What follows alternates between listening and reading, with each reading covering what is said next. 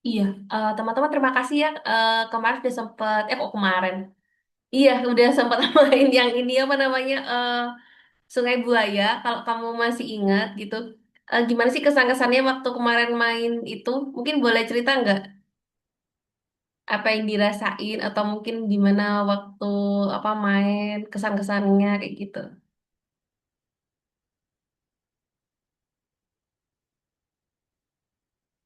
Boleh open mic aja kayaknya ya, nggak usah ngetik-ngetik dah. Heeh. Udah capek. Seru, seru. Seru Cuma bro. lupa aturannya juga. Terus nyentuh air gitu. Terus ya mati deh. Oh, iya. Iya banget bu, apalagi saya oversize. Nggak gitu. Aku tuh yang inget tuh kamu itu loh. Ingat gak sih? Yang pertama tuh kayak ngelempar apa? Ngelempar kotaknya tuh kejauhan. Ngelempar kotaknya kejauhan jadi kayak susah juga lompatnya kayak gitu. Terus akhirnya malah mendarat pakai tangan kalau nggak salah di itu satu-satu kelompok. Terus yang sebelahnya lagi tuh kayak bingung sehingga akhirnya cuma ada satu orang ya, satu yang selamat ya kayaknya ya.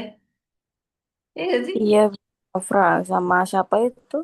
Itu sama Dava tuh yang selamat. Nah, eh oke, jadi thank you teman-teman udah luangin waktu sampai keringetan juga. Nah, em, kemudian sebenarnya kalau menurut saya itu ya yang kita hadapi itu waktu itu ini kita kan kayak keburu ya. Jadi waktunya kan keburu-buru. Terus habis gitu apa namanya sumber daya kan terbatas. Jadi bayangin aja nyebrang sungai dengan kotak sekecil itu, kemudian juga ada aturannya kan kalau merah berapa kaki dan seterusnya kayak gitu. Kemudian juga ada ngerasa nggak sih waktu ngomong tuh kayak bareng-bareng gitu loh. Tau nggak sih? Jadi kayak bingung, ayo ini dulu dan seterusnya kayak gitu. Kamu ada kayak gitu nggak sih kemarin?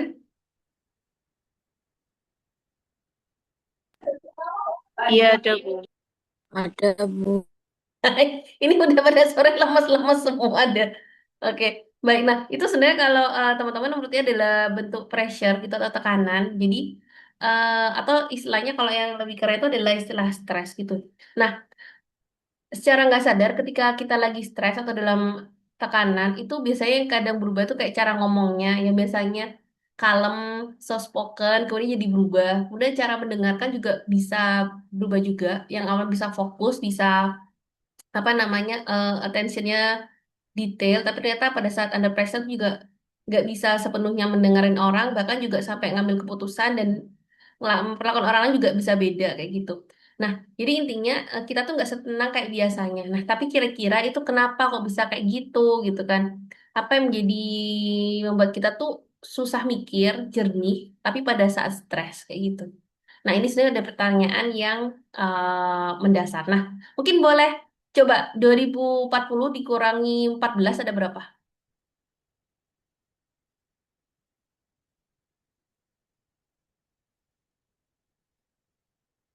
Coba guys, gak usah pakai kalkulator. 2000 2028. 4 enam nggak sih? 21. 2028. Iya, iya. Yang benar 2026. Ah, no. Oh iya tuh. Iya. Nah, Oh, kayak gitu kan kita kalau ada permasalahan mendadak itu kan kita kayak apa ya kayak gitu. Nah, kayak gitu. Apalagi kalau kita lagi pas kondisinya itu lagi nggak fokus, kadang juga tanyain apa juga akhirnya aduh malas mikir juga kayak gitu. Nah, itu tapi kira-kira kenapa ya kayak gitu. Nah, aku mengenali salah satu bagian otak teman-teman yang dia itu membuat kita tuh peka terhadap alarm bahaya. Nah, kita tuh tahu ada yang namanya tuh amigdala. Nah, amigdala tuh kalau kamu pegang pelipis gitu ya, kiri kanan, dia tuh di kurang lebih lokasinya di setinggi ini, tapi diletaknya tuh di dalam, kayak gitu. Jadi, kalau menghadap ke samping kepala, kemudian dibelah, kayak gitu ya, dibelah. Nah, ini tampilannya. Nah, amigdala tuh di tengah-tengah banget. Ini yang warna abu-abu kayak gini, teman-teman, yang kalau kelihatan di layarnya kalian. Itu bentuknya kecil banget kayak kacang almond gitu. Kita punya dua, kiri dan kanan. Nah, bagian kecil ini yang buat kita tuh bisa bereaksi cepat. Kayak misalnya, kamu pernah nggak sih kayak nyetir malam-malam gitu, terus kemudian kayak ada sekelebat yang menyeberang bayangan putih atau hitam, kemudian jadi kayak deg-degan, atau pernah juga kayak apa namanya, em, mendengar suara kencang, kemudian kamu kaget, kamu juga deg-degan dan sebagainya. Nah itu adalah amigdala yang buat kita tuh bisa bereaksi dengan cepat kayak gitu. Nah, Kemudian aku mau next. Coba dilihat ya videonya ya.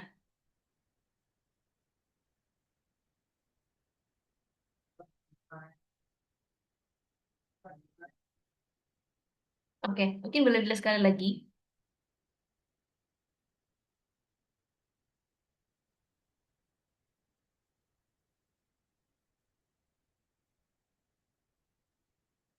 Nah, oke. Nah, pertanyaannya, kalau kamu teman-teman jadi bapak yang tadi, kira-kira apakah kamu akan merespon yang sama atau kamu akan merespon yang lainnya? Coba mungkin boleh dikasih pendapat teman-teman yang hadir.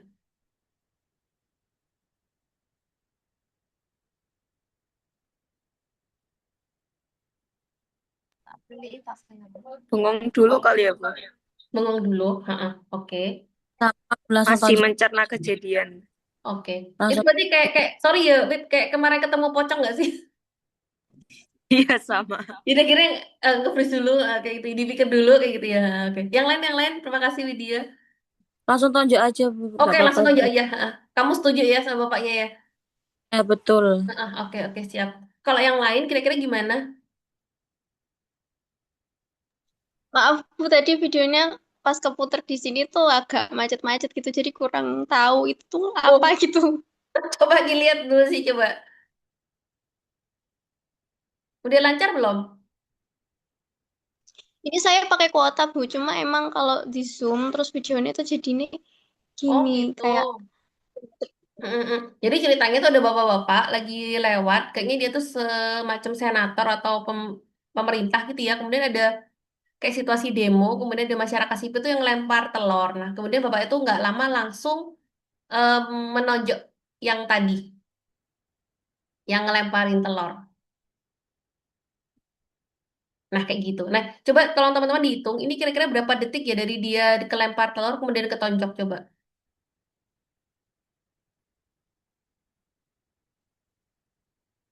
Ada berapa detik kira-kira? Sedetik itu aku langsung nonjok. Sedetik ya. 0, Oke. Heeh. Hmm. Iya, 1 sampai 2 detikan lah ya. Itu berarti kan cepet banget kan? Berarti itu mengonfirmasi dari cara kerja si amigdala. Jadi ketika ada alarm bahaya, itu membuat dia ngerasa, oh ini ada bahaya nih, kemudian langsung bereaksi dengan cepat. Nah, reaksinya ini bisa fight or flight, teman-teman. Kayak gini. Nah, tapi mungkin yang menarik itu adalah gini. Kalau kita, ini kan sementara kita masih spesies yang ini ya, bukan yang lain. Nah, kenapa kok kita tuh punya amigdala? Kenapa kok ada amigdala yang gunanya bikin kita tuh bereaksi dengan cepat kayak gitu? Nah, kalau setahu saya, kita itu dibanding makhluk lain, kita tuh masa kecilnya paling lama nggak sih sebelum akhirnya kita tuh jadi mandiri dan dewasa. Sehingga akhirnya kita bisa hidup menghidupi diri kita sendiri. Contohnya kalau kayak anak kucing, itu dia kan umur berapa bulan aja, 1 tahun udah kayak dewasa. Sedangkan kalau kita umur 1 tahun kan kayaknya belum bisa ngapa-ngapain nggak sih? Bahkan sampai kita umur 10 atau lebih itu juga masih tetap membutuhkan orang lain. Kalau anak ayam juga begitu netes, gak lama kan juga dia sudah bisa jalan ikut induknya untuk nyari-cari makan sendiri. Nah, demikian juga dengan si fase ini juga cukup lama sama kayak kita, tapi kita tetap yang paling lama gitu. Bahkan sampai kita meninggal pun kita masih butuh bantuan orang lain gitu. Nah, jadi dalam bertahan hidup, kita itu sangat membutuhkan orang lain atau spesies yang sama dengan kita, teman-teman, untuk merawat atau membuat kita tuh bisa bertahan hidup. Coba bayangin kalau seandainya kita baru lahir umur 10 bulan lah, udah 10 bulan aja ditinggal di jalan, apakah kita bisa kayak anak ayam yang kita kemudian jalan dan nyari makan sendiri dan bisa survive? Belum tentu juga nggak sih kalau menurut kamu? Oke. Iya, Heeh. Nah, itu makanya kita itu bertahan hidupnya sangat bertahan dengan terhadap manusia lain. Nah, jadi masalah adalah gimana caranya biar kita itu bisa diterima dan dirawat atau kita jadi bagian dalam kelompok manusia itu gitu. Selain keluarga, kita tuh butuh orang lain kayak temen, kayak misalnya tetangga dan seterusnya.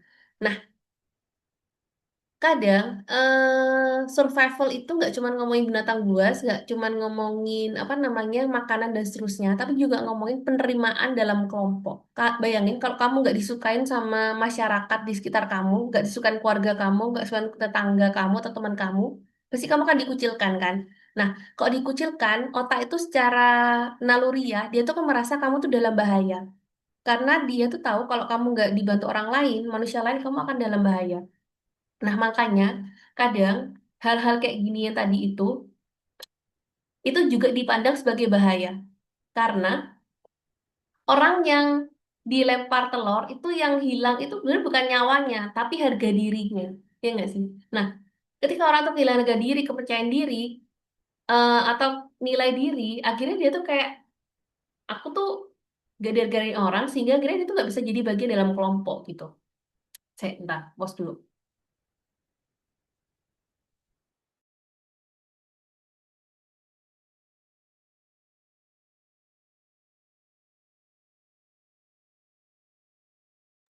Nah, sorry aku batuk. Nah, jadi gini teman-teman.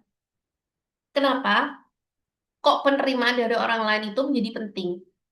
Karena kalau kita nggak diterima orang lain, kita tuh nggak bisa survive. Nah, penerimaan orang lain itu sangat bergantung dengan biasanya dengan penampilan misalnya gitu. Orang yang terlihat cantik, menarik, atau sehat dan sebagainya, itu akan lebih disukai dibanding orang yang tidak sama dengan norma-norma umumnya kayak gitu. Nah, ketika kayak gitu, eh yang jadi masalah itu bukan kamu kehilangan kepercayaan diri aja, enggak. Tapi kalau secara biologi itu kayak kamu bisa terancam hidupnya karena kamu gak diterima orang lain. Kayak gitu.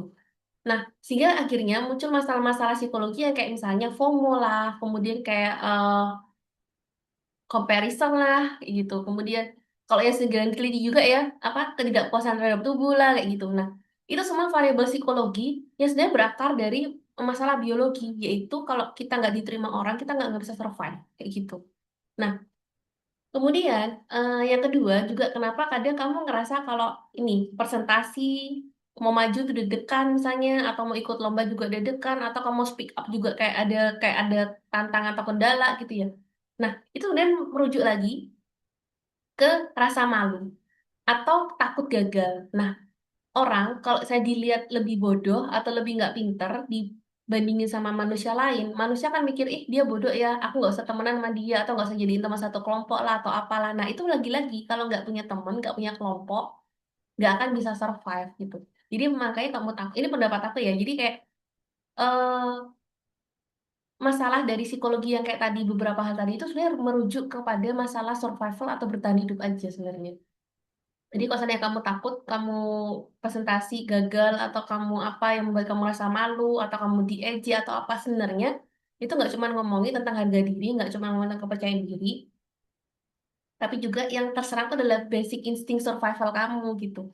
Makanya kamu ya ngerasa kamu marah, kemudian kamu pengen nonjok kayak gitu, atau kamu malah melarikan diri. Jadi ada respon flight itu kayak menghindari gak ketemu orang itu, menghindari supaya nggak ketunjuk tanpa persiapan dan seterusnya kayak gitu sih menurut aku sih teman-teman. Nah, sampai sini kamu ada pendapat gak?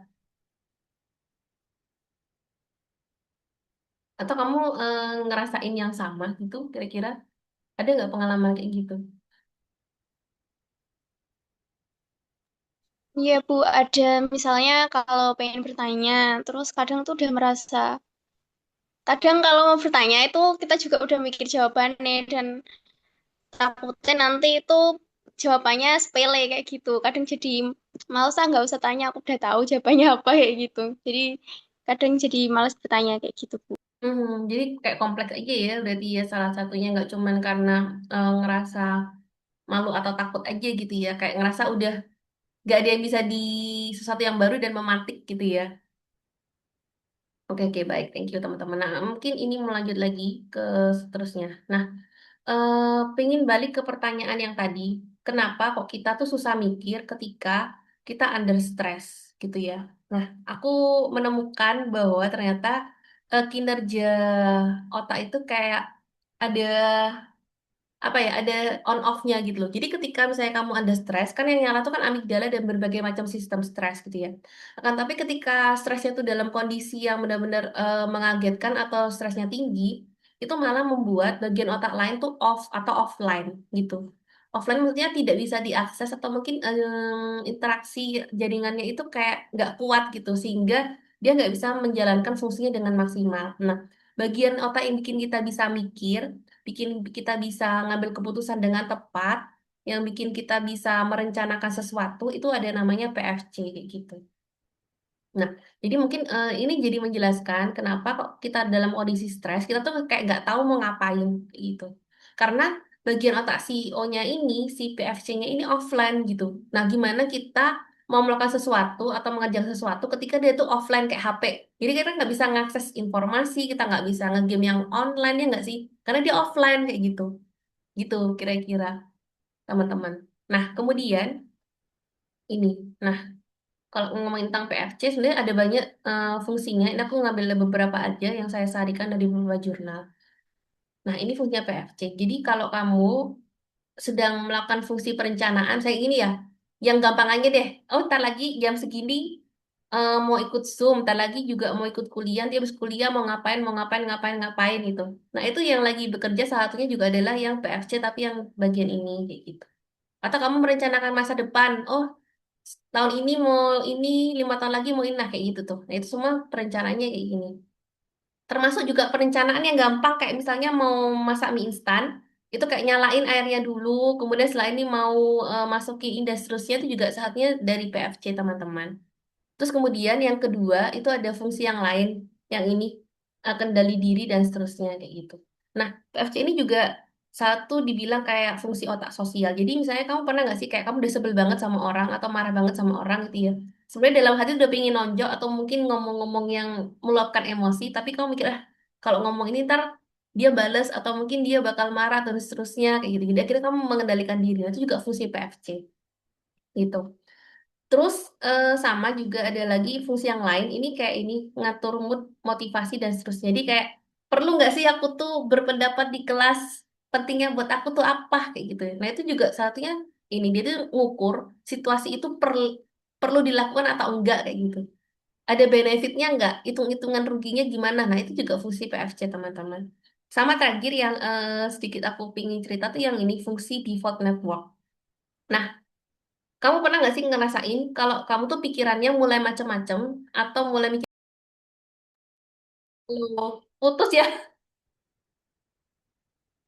Tadi sampai mana ya? Sampai presentasi itu Bu di kelas. Eh, Ah, Tadi di kelas. Udah masuk ke sini belum sih?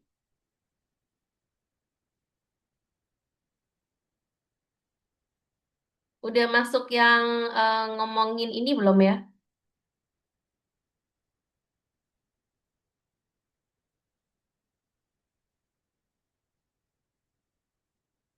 Udah ya? Udah, Bu. Oh ya. Ah. Ya. Nah, aku pengen cerita yang ini paling bawah, yang apa namanya, yang default network. Tadi udah sempat sampai itu nggak sih kayak, kamu pernah nggak sih pikiran kamu tuh kemana-mana, pas kamu lagi santai gitu, pernah nggak sih? Jadi kayak mau tidur tuh malah pikirannya macam-macam, tau nggak? Kayak gitu. Banget. Pernah Heeh, banget. heeh. Atau pas lagi ngerjain tugas tapi ngerjainnya nggak harus keburu-buru banget gitu, kayak ada pikiran muncul gitu, pikirannya mulai kemana-mana gitu. Nah itu sebenarnya memang wajar banget karena ada fungsi ini default network di MPFC teman-teman gitu. Jadi kamu sering nggak sih mikir yang enggak itu sebenarnya kayak kamu refleksi ke masa lalu, kayak misalnya aku pernah salah apa, aku memalukan hal apa, atau mungkin aku pernah bikin rugi apa gitu. Jadi kamu keinget yang nggak enak gitu loh. Atau kamu mikir yang masa depan, jadi kayak masa depan tuh kayak, aduh nanti gimana ya, ini gimana dan seterusnya kayak gitu. Nah, ada pengalaman kayak gitu nggak sih? Masih kayak gitu, kayak kira. Ada kayak gitu nggak, teman-teman? ya Bu ada. Apalagi kalau sambil dengerin musik gitu. Oh iya ya, sudah dengan musik ya. Berarti kan dalam kondisi relax ya kayak gitu ya. Nah itu memang wajar banget teman-teman. Kita bukan orang overthinking atau apa, tapi memang ada fungsi otak kita bikin kita tuh kayak gitu ngelamun atau fleksi diri. Nah umumnya yang direfleksikan itu adalah hal yang membuat kita nggak nyaman. Kenapa? Supaya kita ke depan nggak ngulangin lagi kayak gitu. Itu makanya ada fungsi refleksi, makanya kita supaya bisa kita diterima oleh masyarakat dengan baik. Sudah itu sih tujuannya. Kira-kira kayak gitu. Nah, udah kira-kira sampai itu aja teman-teman. Jadi di pertemuan ini ingin mengingatkan kalau teman-teman ada nama bagian otak yang amigdala dan juga ada nama juga bagian otak PFC. Nah, ketika lagi stres, itu amigdala lagi keluar-keluar banget, alarmnya nyala-nyala terus banget, ngingetin ada bahaya. Tapi kalau terlalu under stress, kita PF-nya jadi offline sehingga kita malah gak bisa ngambil keputusan dengan baik. Kita nggak bisa merencanakan sesuatu dengan tepat. Kita kadang juga nggak bisa ngerespon dengan baik. Jadi yang awalnya sabar, soft spoken, tapi kalau dari stres jadi kayak agak kasar atau emosian tuh wajar banget. Kayak gitu. Karena kendali dirinya tuh lagi lost kayak gitu. Itu sesuatu yang menurut aku menarik ya. Jadi dari sana kita tuh tahu kok, oh kita tuh emang ya kayak gitu defaultnya gitu loh. Jadi bukan karena aku orangnya kayak gini, kayak gitu. Tapi emang kayak gitu cara kerja otak dan seterusnya dan emosi. Sehingga dengan gitu kita tahu, oh aku lagi amigdala lagi on, PF-nya lagi off, sehingga aku gimana caranya membuat PFC aku on lagi dengan lebih tenang, tarik nafas dan seterusnya kayak gitu. Udah kira-kira gitu aja sih teman-teman untuk hari ini. Terima kasih banyak ya sudah luangkan waktu. Semoga ini cukup bermanfaat untuk teman-teman semuanya. Selamat sore, bye-bye. Selamat sore, Bu. Terima Thank you, thank kasih. you. Iya.